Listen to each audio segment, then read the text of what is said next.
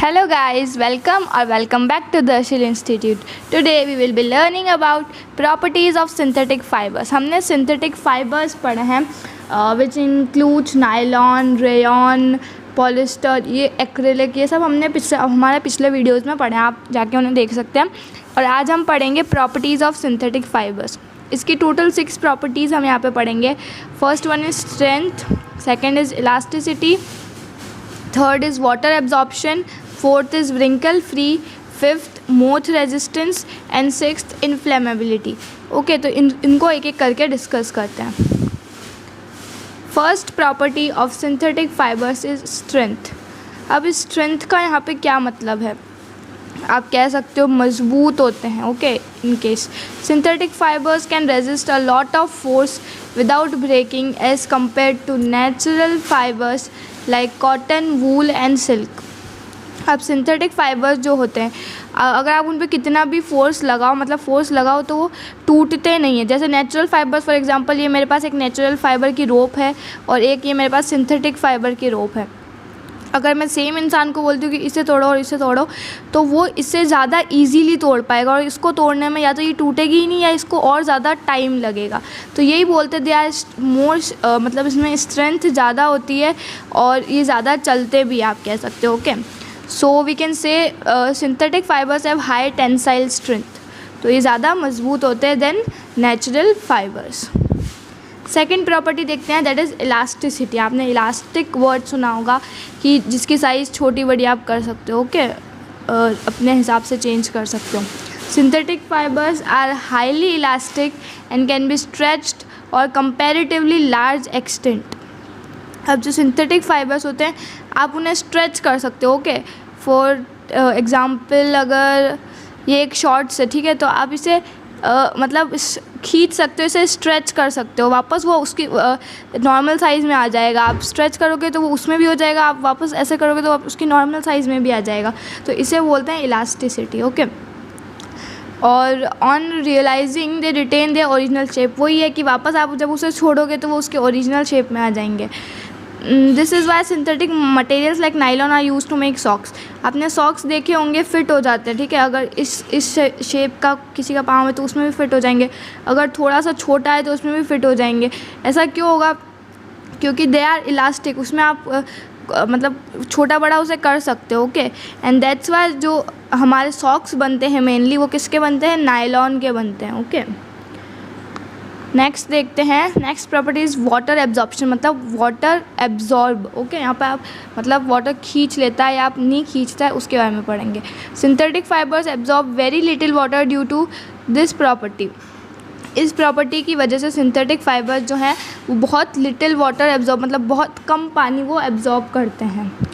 Nylon और polyester clothes dry very fast. अगर आपके पास कोई भी नायलॉन या पॉलिस्टर का क्लोथ होगा तो आप देखोगे, आप एक कॉटन क्लोथ सुखाओगे और एक नायलॉन का क्लोथ सुखाओगे तो नायलॉन वाला जो क्लोथ है वो बहुत जल्दी सूखेगा देन कॉटन वाले से। तो ये इनकी प्रॉपर्टी है कि ये बहुत ज़्यादा कम पानी एब्जॉर्ब करते हैं। नेक्स्ट प्रॉपर्टी देखते हैं, that is wrinkle free. wrinkle free मतलब सल नहीं आते हैं इसमें। Okay, synthetic fibres do not gate crumpled easily, so it is much more easier to maintain synthetic clothes as compared to cotton और silk। कॉटन और सिल्क में सल बहुत आ जाते हैं तो उसको बहुत सी बार आयरन करना पड़ता है, बार बार यूज़ करके बार बार उसे आयरन करना पड़ता है। बट जो सिंथेटिक फाइबर्स के क्लोथ्स होते हैं उनमें ऐसा नहीं होता है। ओके, वो wrinkle फ्री होते हैं, उनमें ज़्यादा आते हैं सल बट ज़्यादा सल नहीं आते हैं। Which crumple easily and require regular ironing. ये वही बात बोल रहे हैं कि इनको रेगुलर आयरनिंग चाहिए होती है, मतलब, और सिंथेटिक फाइबर्स को रेगुलर आयरनिंग नहीं चाहिए होती है। फिर फिफ्थ प्रॉपर्टी देखते हैं, दैट इज़ मोथ रेजिस्टेंस। अब ये मोथ क्या होता है?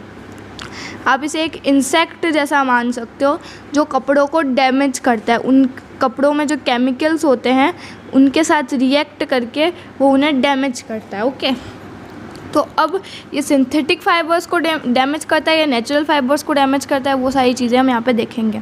Synthetic fibres such as nylon and polyester are not attacked by moths and are chemically more inactive than natural fibres. अभी बोलते हैं कोई भी सिंथेटिक फाइबर हुआ उस पर मोथ अटैक नहीं करते हैं और ऐसा क्यों होता है कि सिंथेटिक फाइबर्स में जो केमिकल्स डाले जाते हैं या उसमें जो केमिकल्स होते हैं जब उसका मतलब वो बन रहा होता है तब वो ऐसे केमिकल्स होते हैं जो ईज़िली रिएक्ट नहीं करते, मतलब आप कह सकते हो वो ईज़िली दूसरों के साथ नहीं मिलते। जैसे मोथ है और अगर दूसरा कोई ऐसा केमिकल है जो ईज़िली मिल सकता है, तो ये दोनों मिलके क्या करेंगे, उस कपड़े को ख़राब कर देंगे, मतलब मोथ उसमें जाके उस कपड़े को ख़राब कर देगा। बट सिंथेटिक फाइबर्स में ऐसे केमिकल्स होते हैं जो मिलते ही नहीं हैं, और अगर मिलेंगे ही नहीं तो मोथ उस कपड़े को ख़राब कर ही नहीं पाएगा। So this is the thing. While natural fibres बहुत ईजीली मोथ से अटैक्ट हो जाते हैं क्योंकि ये इनएक्टिव होते हैं। ओके, इनएक्टिव नहीं होते हैं, सॉरी इनएक्टिव नहीं होते हैं। और ये जो मतलब सिंथेटिक फाइबर्स हैं ये इनएक्टिव होते हैं, मतलब इसमें जो केमिकल्स होते हैं वो इजीली उनके साथ रिएक्ट नहीं करते हैं। लास्ट देखते हैं इनफ्लेमेबिलिटी। अब ये इनफ्लेमेबिलिटी लास्ट प्रॉपर्टी है, इसके बारे में पढ़ते हैं। Synthetic fibre such as nylon and polyester are inflammable. अब इस इनफ्लेमेबल का मतलब क्या होता है? जल्दी फायर, मतलब ये बहुत जल्दी फायर कैच कर लेते हैं। अब इसमें आपने देखा होगा प्रॉपर्टीज़ में हमने सब इसके एडवांटेजेस की टाइप देखी है कि ये इलास्टिक होते हैं, इनकी स्ट्रेंथ अच्छी होती है, ये वाटर कम एब्जॉर्ब करते हैं, बट इसके कुछ डिसएडवांटेजेस भी तो हो सकते हैं ना। तो उसमें से ये एक है कि दे आर इनफ्लेमेबल, बहुत जल्दी फायर कैच कर लेते हैं। कौन बहुत जल्दी फायर कैच कर लेते हैं? Synthetic fibres. They catch fire very easily, some of them melt and stick to the body. For example आपने किसी मूवी में देखा होगा, अगर किसी ने कोई ऐसा क्लोथ पहन रखा है सिंथेटिक फाइबर का, तो अगर उस पर आग लगती है तो वो जो मतलब उसमें जो केमिकल्स होते हैं उस क्लोथ में वो पूरे, और वो कपड़ा ही पूरा मेल्ट हो जाता है, और इससे क्या होता है वो हमारी बॉडी पे पूरा चिपक जाता है, और फिर और चांसेस बढ़ जाते हैं और हमारे और ज़्यादा जलने के चांसेस होते हैं। Therefore, synthetic clothes should not be worn in kitchens और outdoors near fires।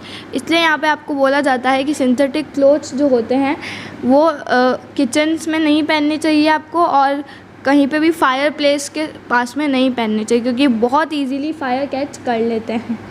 Thank you so much for watching. आज का टॉपिक यहीं ख़त्म करते हैं। एंड अगर आपको वीडियो अच्छा लगा हो तो प्लीज़ वीडियो को लाइक कीजिए और हमारे चैनल को सब्सक्राइब कीजिए। Thank you so much. So guys, जैसे ही आप डिस्क्रिप्शन के लिंक को क्लिक करेंगे आप इस पेज पर रिडायरेक्ट हो जाएंगे। यहाँ पर आपको ये PDF दिख रही है, इसे WPS ऑफिस में खोलने के लिए आपको यहाँ पर जो ब्लू बटन दिख रहा है इस पर क्लिक करना है। यहाँ से आपको प्ले स्टोर पर रिडायरेक्ट कर देगा। यहाँ से आपको WPS ऑफिस का ऐप दिख रहा होगा, इसमें आपको ओपन पर क्लिक करना है और ये फाइल आपकी WPS ऑफिस में खुल जाएगी। यहाँ पर आप देख सकते हैं कितनी अच्छी क्वालिटी में दिख रही है आपको। यहाँ से आप इसे डाउनलोड कर सकते हैं, एक्सपोर्ट कर सकते हैं और शेयर भी कर सकते हैं। Like the video, please subscribe to our channel. Thank you.